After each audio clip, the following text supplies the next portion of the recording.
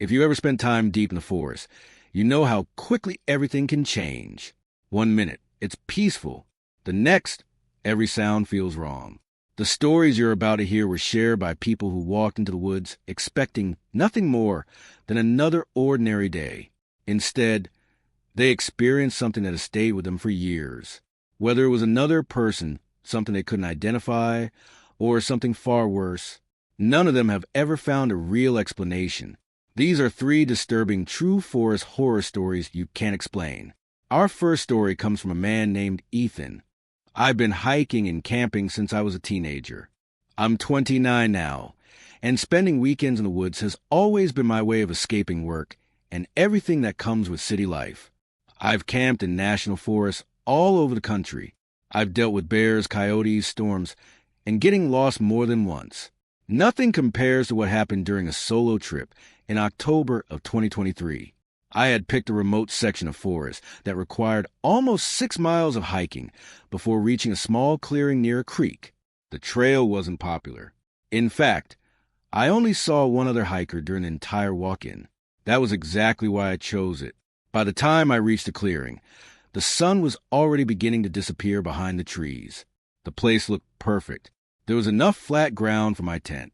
The creek was only about 50 feet away.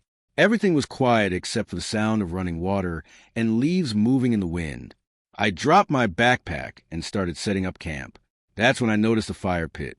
It wasn't unusual. Most unofficial campsites have one. But something about this one bothered me. The ashes were still black, not gray, not scattered by the wind, fresh. I crouched down and held my hand over them. There was still warmth. Someone had been here recently, probably that morning.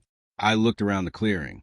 No tents, no backpacks, no footprints that stood out. I shrugged it off. Maybe another camper had packed up earlier in the day. I finished setting up and cooked a simple dinner. By 7:30, darkness had completely swallowed the forest. Out there without city lights, it becomes almost impossible to see more than a few feet beyond your flashlight. Around 8, I heard footsteps. Crunch, crunch, crunch. They weren't close. Maybe 100 yards away. At first, I assumed it was a deer. Then the footsteps stopped. Completely. I waited. Nothing. After another minute, they started again. Crunch, crunch, crunch. Slow, measured, like someone walking carefully. I called out, "Hello?" No answer. The footsteps stopped again. I stood there listening for almost 2 minutes. Not a sound. Eventually, I convinced myself I was imagining things. The forest plays tricks on your ears. Everything echoes differently at night. I zipped up my tent and tried to sleep. Around midnight, I woke up because something hit the side of my tent. Just once. Tap. Not loud. Just enough to wake me. I stayed completely still. My heart was already racing. Then I heard breathing. Slow, heavy breathing. Right outside. It circled my tent. The footsteps were soft enough that I couldn't tell exactly where whoever or whatever it was had gone. I reached for my flashlight, but didn't turn it on. Instead, I listened. The breathing stopped beside my head. I could hear fabric moving against the tent wall, as if someone was lightly dragging their hand across it. I finally clicked on the flashlight. The shadow disappeared instantly. I unzipped the tent and stepped outside. Nothing. The clearing was empty. The moonlight barely reached through the thick trees. Every direction looked exactly the same. I scanned the woods for almost 5 minutes. Nobody. No animals. Nothing. I checked the ground with my flashlight. There were footprints. Boot prints. Fresh. They circled my tent. Over and over. Whoever made them had walked around me at least 6 times. But the strangest part, there were no tracks leading into the clearing, and none leading out, only circles around my tent. I stared at them, trying to make sense of it. Eventually, exhaustion won. I climbed back inside. I barely slept. At sunrise, I packed everything as fast as I could. Before leaving, I walked over the creek to fill one last bottle of water. That's when I saw another campsite. It was hidden behind thick bushes, less than 100 feet away. The tent was old, covered in dirt, half collapsed. At first, I thought someone had abandoned it. Then I noticed dozens of empty food cans scattered around it. Blankets, clothes. Someone had clearly been living there. I called out. No response. As I got closer, the smell hit me. Rotting garbage, mold, something else I couldn't identify. The tent flap was partially open. Inside, nobody. Just sleeping bags piled on top of each other. And hanging from the center pole, photographs. Dozens of photographs. Every single one showed hikers. People sitting around campfires. Families walking trails. Couples taking pictures near waterfalls. None of them looked like they knew they were being photographed. Then I found one that made my stomach drop. It was me, standing beside my car, loading my backpack. The picture had been taken that same morning before I started hiking. Someone had been watching me from the parking area before I ever entered the forest. I didn't waste another second. I ran. The entire 6-mile hike back felt endless. Every few minutes, I looked over my shoulder. Each time, I had the strange feeling someone was staying just far enough behind me that I could never actually see them. When I reached the parking lot, there was only one vehicle left, mine, but something had changed. There was a muddy handprint on the driver's side window, 5 long finger marks, as if someone had stood there watching the car, waiting for me to come back. I drove straight to the nearest ranger station and reported everything. A group searched the area later that afternoon. According to the ranger, who called me the next day, they found the abandoned campsite. But there was no tent, no food cans, no photographs, nothing. The clearing was completely empty, like no one had ever been there. I still have no explanation for the photograph of me, because I never told the rangers about that picture. I couldn't. I had grabbed it before I ran. It's sitting inside a box in the back of my closet. Sometimes I think about throwing it away. But every time I look at it, I notice something new. The last time I looked, there was a figure standing between the trees behind my car. I'm almost certain it wasn't there before.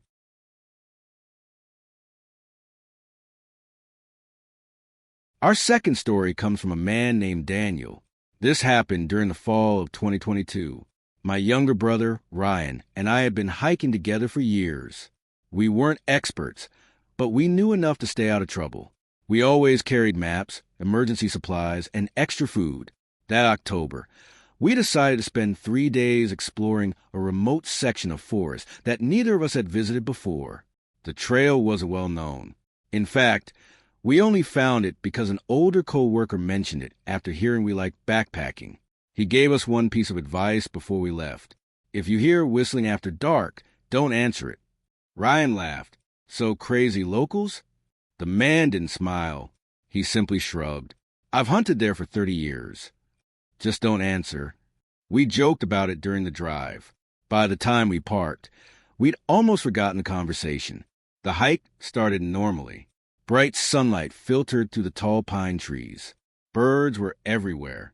The air smelled like wet leaves and fresh earth. It felt peaceful. After nearly 5 hours of hiking, we reached a small valley with a creek running through it. It was the perfect place to camp. We pitched our tents, cooked dinner, and spent the evening talking beside the fire. Around 9, everything became strangely quiet. Not just a little quieter. Completely silent. No insects. No birds. Not even the sound of the creek seemed as loud anymore. Ryan looked at me. You notice that? I nodded, before either of us could say anything else. A whistle echoed through the trees. It was short, just 3 notes. Hi, low, hi. It sounded distant, maybe 200 yards away. We both froze. Ryan smiled nervously. Probably another camper. I wasn't so sure. It didn't sound like someone trying to get another person's attention. It sounded deliberate, almost like whoever made it wanted us to know they were there. About a minute later, the whistle came again. This time, closer. Neither of us spoke. We simply listened. 5 minutes passed. Nothing. Eventually, we convinced ourselves it had been another hiker. We put out the fire and climbed into our tents. Around midnight, I woke to the sound of someone whispering. Ethan! My eyes snapped open. That wasn't my name. Then I realized it wasn't coming from inside my tent. It was outside. The whisper came again. Ryan. My heart nearly stopped. It had said my brother's name. I quietly reached for my flashlight. Before turning it on, I listened carefully. Footsteps. Slow. Circling our campsite. Crunch. Crunch. Crunch. Then another whisper. Daniel. This time, it said my name. Exactly the way my mother says it. Soft. Calm. Almost comforting. I unzipped my tent just enough to look outside. The fire had gone out hours ago. The moonlight barely reached the clearing. Ryan's tent was about 15 feet away. Everything looked normal. Then I noticed movement. Someone was standing just beyond the trees. Too dark to make out details. Just a shape. Completely still. Watching. I whispered toward Ryan's tent. You awake? Immediately he answered, Don't come out. His voice sounded terrified. I heard it too. Before I could respond, the whistle came again. Only this time, it was directly behind my tent. I spun around. Nothing. Then it came from my left. Then my right. Then somewhere behind Ryan's tent. Impossible. No person could move that fast without making noise. The whistles continued for almost 20 minutes. Always changing locations. Always staying just outside the edge of clearing. Finally, everything stopped. I don't remember falling asleep. At sunrise, Ryan stepped out looking exhausted. I barely slept. Neither had I. We both admitted we'd heard our own names several times during the night. Neither of us had called to each other. After breakfast, we decided to cut the trip short. As we packed, Ryan suddenly frowned. My compass is gone. We searched everywhere. Nothing. Then I noticed something hanging from a low branch nearby. Ryan's compass. It was tied there with a thin strip of black cloth. Neither of us had put it there. Neither of us had even walked near that tree. I untied it without saying a word. The hike back started quietly. About 2 hours later, Ryan suddenly stopped. Do you hear that? I listened. Nothing. Then, very faintly, the same whistle. 3 notes. Somewhere behind us.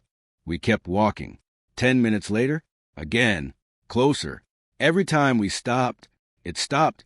Every time we walked, it followed. We never actually saw anyone.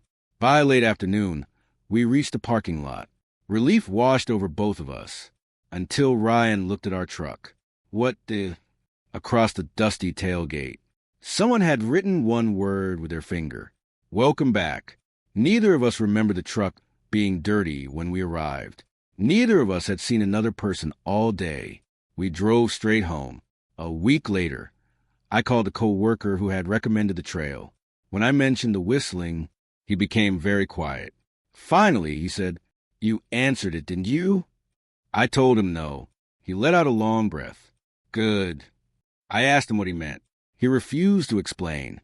The only thing he said before hanging up was, If you ever hear your name in those woods again, whatever you do, don't follow the voice. I've never gone back.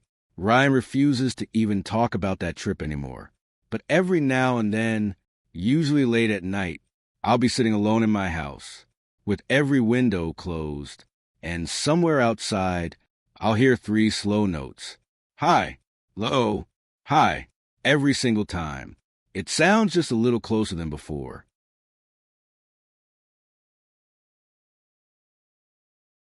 Our final story comes from a man named Michael. Out of everything that's happened to me in my life, this is the one story I wish I could forget. It happened in November of 2021. A friend of mine named Chris had just bought a drone with a high-quality camera. He wanted to use it to film the fall colors before winter arrived. I suggested a remote forest about 2 hours away that I'd visited once years earlier. It wasn't a national park. There weren't any campsites. Just miles and miles of dense forest with old logging roads cutting through it. It seemed like the perfect place. We arrived just after noon. The weather was cold but clear.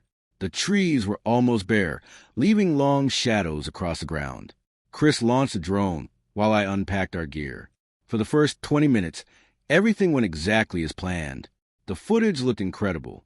Golden leaves covered the forest floor, and the drone floated above the trees like a bird. Then Chris suddenly frowned.